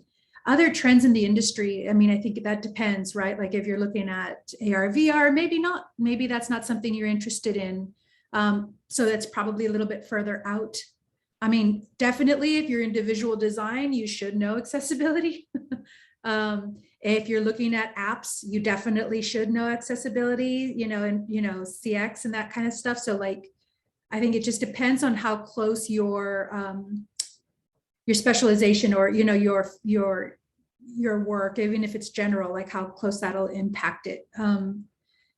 In this industry, there's always something new and you just there's always learning. I'm not going to lie. And I love the curiosity of it. And I'm constantly just diving into random things that I'm not even working on, just because I think it's amazing. But in order to, in the short of it is, if it impacts your decision-making as a core, then you should start to know about it. And any proper bootcamp will show you kind of all of those really core rings that will help you understand, and you can deep dive into those. I don't know if anybody else has something better to say. I don't know if I was making sense. I actually, we have one intern, she's very clear what she wants. Like she has a medical background and she knows she wants to be in UX and healthcare. So that really helps her stand out, like amongst the sea of applicants, right? And she knows which company she wants to go to. So maybe that's a way, like find something that you're passionate in, maybe. Yeah. And focus on that. I also want to highlight the bit about curiosity. And I think a more helpful lens to think about competitiveness is thinking from the lens of if there's something that seems like that will make you more competitive, go and learn a bit about it. You don't need to be super good at it. You don't need to be an accessibility consultant. You just need to know, what is accessibility? What is single A, triple A, double A? One of the, design for decades have been a generalist discipline. And I think one of the power of design is being able to be generalist and be able to know many things and connect across, between healthcare and human factors, things like that. So I think in terms of thinking about being competitive, know that you don't have to become an expert in absolutely everything, but it's really important for you to sort of know a bit about, sort of everything into the field. At least, for example, I think April brought up AR, VR, know what's happening there. Know that Facebook released Ray-Bans with, AR capabilities. Know that, you're interacting with reality in a slightly different way. And what does that look like? Maybe go watch like a Minority Report to get a sense of what that is. But you don't need to know like what are the top 10 different principles to designing for AR. You just need to, be curious and always be learning. I think that would be my response to like thinking about competitiveness is build that appetite to be curious and always learn a little bit at a time, and let curiosity drive you. In the domain of epistemology, which is related to the study of the nature of knowledge, there's a distinction in understanding expertise between interactional and contributory expertise. So interactional expertise is like the ability to converse about something or engage with an expert in a meaningful way. And contributory expertise means you can do the thing. So I'd say maybe to kind of conceptualize what April and Andrew have just said, that concentric ring model, I'd say that the outer rings are like further into that interactional expertise realm, where you know, being able to talk about it, knowing that it's a thing, knowing that it's generally out there, and knowing that you don't know enough to do it, which is a very important thing. That is good enough. And then for something that's more core to the delivery of your role, working on that contributory expertise. And so again, this all loops back to like knowing the job description, knowing what you're like gunning for as a career, and knowing what you're passionate about. You know, if you really aren't passionate about VR because it makes you sick, then don't bother going down that road and getting that Actually, the contributory nose expertise. that makes you sick, but it's a different discussion. Yeah. Okay, I think we have time for one last question. Okay, I think Karen, you have been waiting for it, and I'm just going to let you ask the final question tonight. Okay, thank you so much for the wonderful session. It was really informative and helpful. My quick question is, one of the product designer at Google, who is a YouTuber, said that UI gets you an interview and UX gets you the job. And I don't know whether it was a factor, but I was fortunate enough to land an internship. But before I land the internship, I really struggled with landing any interviews at all. But I just took up his offer and started UI Challenge, and then I got interviews. so I don't know whether that was a factor. I did experiment a lot of things, so I am wondering how much do you agree with the statement? Thank you.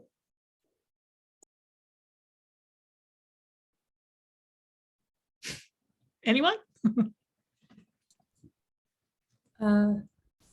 You know, yes, it's catchy. I can. Yeah, it's catchy. Sure, yes, technically, you know, the elements versus the experience. Yeah, that makes sense. Articulating it, your rationale gets you the job. Articulating the rationale gets you the job. I think there's a lot to dance around this one, but is it essentially kind of could be a true statement that's catchy? Sure. It's like if you're handsome, you get a date, but if you want to get married, you need to understand personality, right? Oh my goodness. I'm just kidding. And these things, it's one way to certainly like land an interview and get a job, but I will clarify, it is only one way to do it. It's a very narrow way, and there are many ways to landing an interview. One of the things that I will suggest to land an interview that I think someone mentioned already is network and get to know people. I'll be honest, like a lot of the interviews, you know, many of us have landed did not come from doing UI on a portfolio. It just comes from connecting with people and connecting with people over time, so that once an opening appears, you don't need a UI case study to land that initial one. But I will say that the UX gets you the job part, it's not user experience that will get you the job. It's the ability to articulate, you know, what you've done in the past, whether that's been launched, whether that's not been launched, but saved the business money, that will get you that job. So I think this statement, it's a bit, you know, inaccurate in that UX doesn't get you the job.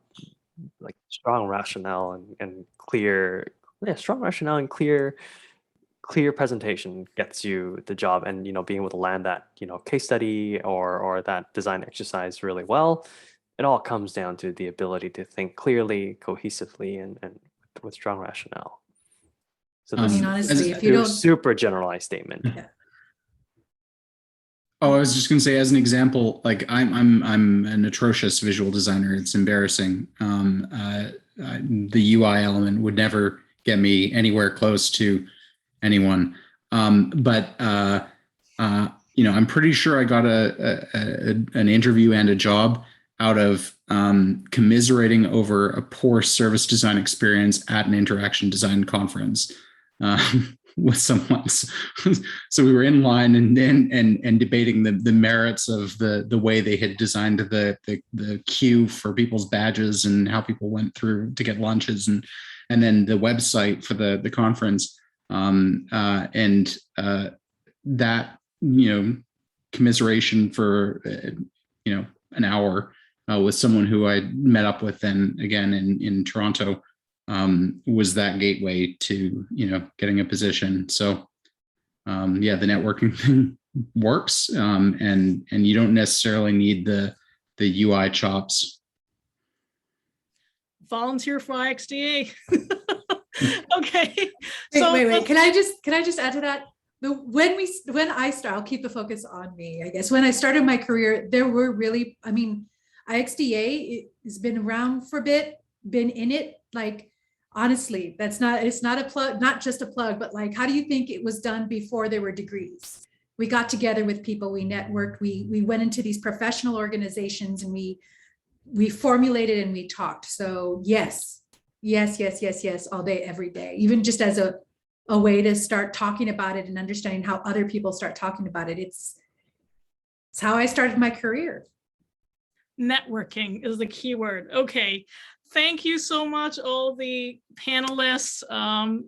And just one last thing. I know some of you are hiring. Do you want to advertise this? Anyone? Anyone who is,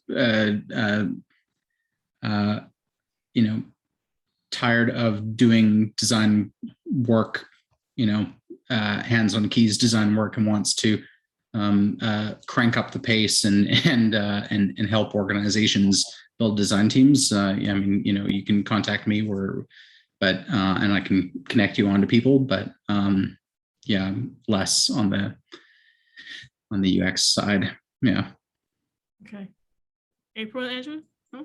I'll just say, keep an eye out for that. It's every 6 months. I think we're in the middle of it. So keep an eye out for the apprenticeship program on Amazon, and get mentors and network. Yeah. But for my team specifically, we're not hiring right now. Okay. And Andrew, I know you're hiring senior people, right? We are, but I also encourage folks in this room to reach out to people in the industry on LinkedIn, or finding the email address and just reaching out. I think one of the secrets of the industry is don't wait for the posting to appear. Build those connections now, so when the posting does appear, you're at the top of the queue, as opposed to applying for a job posting and going through a recruiter, etc., etc. So yeah, build those connections, reach out to people. People in general just are really receptive, or they're busy if they don't respond. Okie doke. Thank you so much, everyone. Thank you all the panelists. Thanks everyone for attending. And yeah, we'll have this recording like on our IXDA Vancouver YouTube. All right, thanks. Have a great dinner. Thanks, everybody. Bye, Andrew. Bye, Peter. Bye, George. Bye, Daniel. Bye, David. Bye, Leonardo. Cassandra. Goodbye, everyone.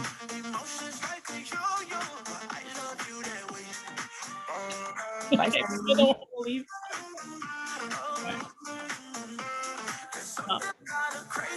Bye, Cho.